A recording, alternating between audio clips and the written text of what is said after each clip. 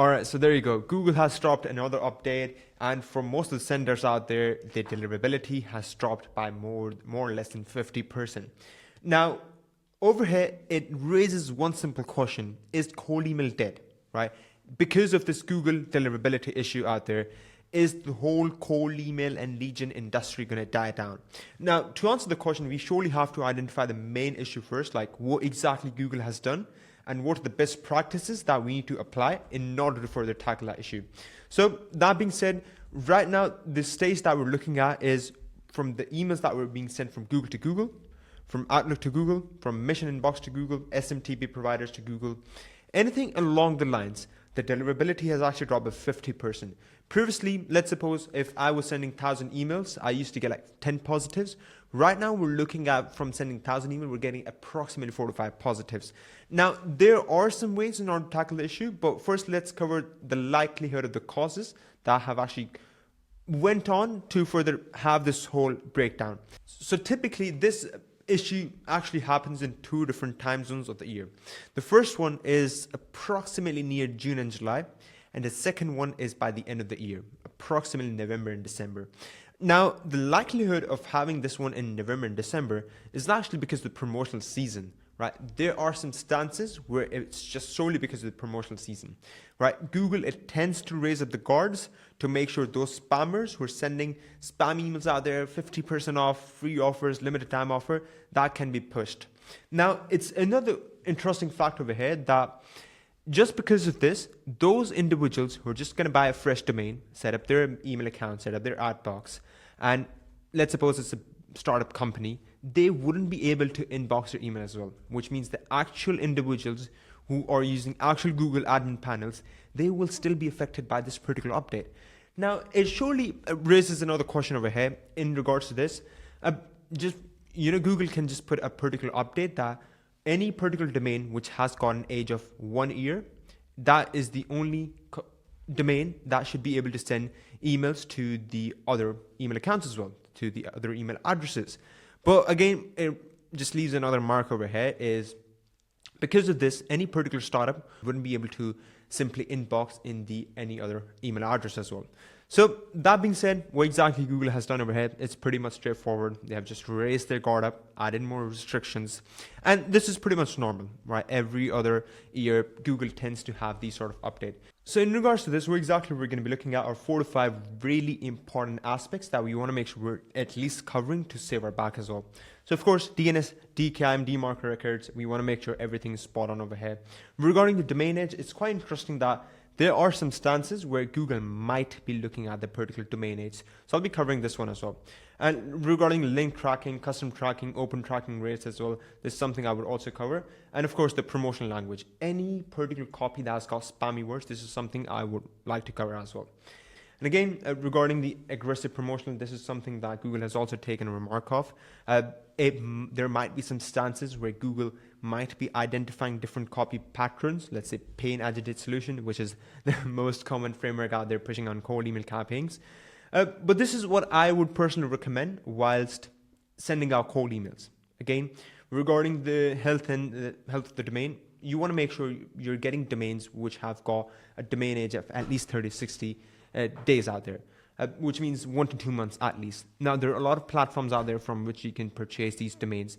There are going to be some stances where you might not be able to get branded domains, but at the end of the day, you want to make sure your emails are landing in the main inbox, not in the spam, not in the promotion inbox, just the main primary inbox. This is your main goal. You want to make sure the prospect, they're seeing your emails.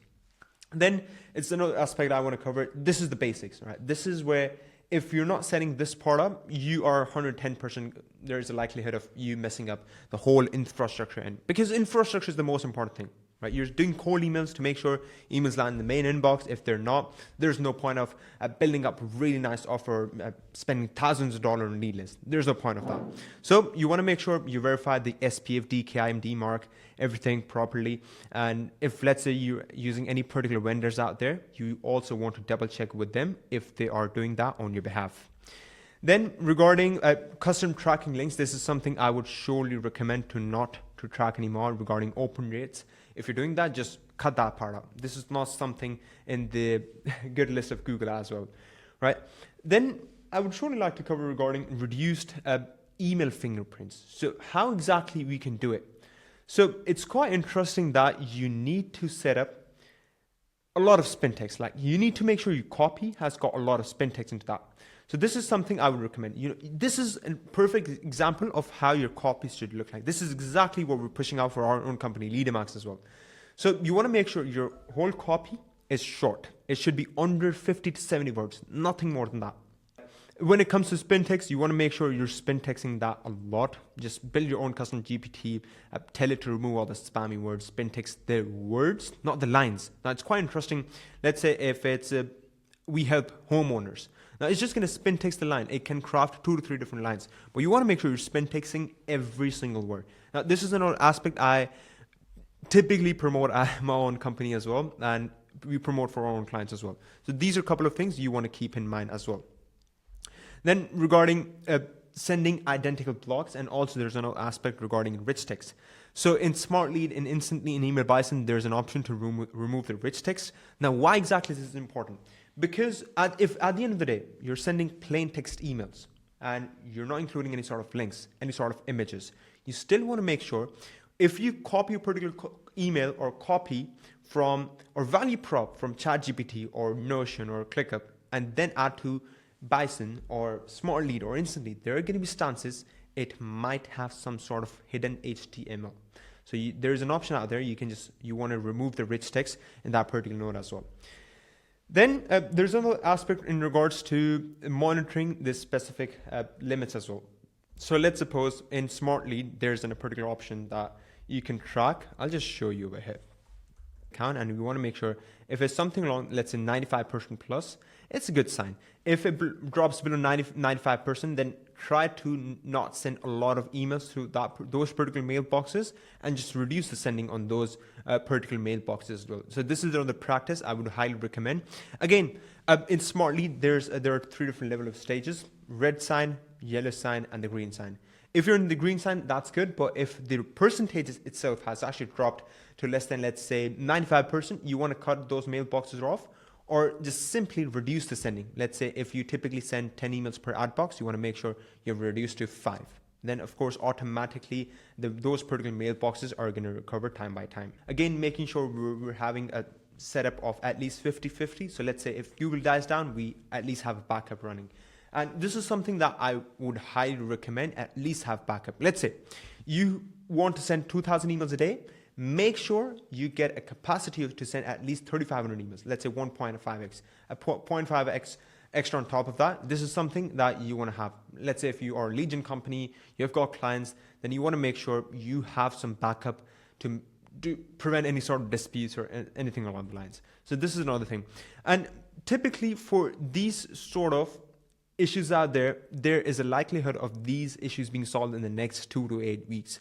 And during that, you want to make sure you're holding your seat tight. You want to make sure you're not just being thrown away with a lot of different hits. You should be stable in regards to that. Just tell your clients, this is normal. This is how the industry actually operates. But again, make sure you have backup. This is something you just don't want to die down on that particular point. And then lastly, I would like to cover in regards to building out your lead list. Then once you're building out your lead list, you want to make sure these are only valid emails, and you should be at least validating those emails at least twice, if not thrice, right? Go for that. You're surely going to be spending extra credits on top of that, but again, it's worth it. It's worth it that you're not receiving a lot of bounces on top of your sending as well. Then regarding the lead list as well, you want to make sure it's well targeted. This is another thing. Typically, when we're sending a particular cold email, we're sending a particular copy. If that copy is not well targeted to the particular lead you're reaching out, they're surely going to mark as spam. Let's say I work in cold email and lead gen industry. If you send me a particular email regarding paid ads that I do paid ads, it's going to be completely incorrect, right? So I'll most probably mark that as spam because you haven't done your homework whilst reaching out to me. So these are some of the best practices you want to keep in mind. And again, just make sure you're following the best practice. I'll surely leave some links in the description as well regarding this document, some different platforms that we use for ourselves to purchase our infrastructure, and a couple of more really insightful resources that you can surely have a look.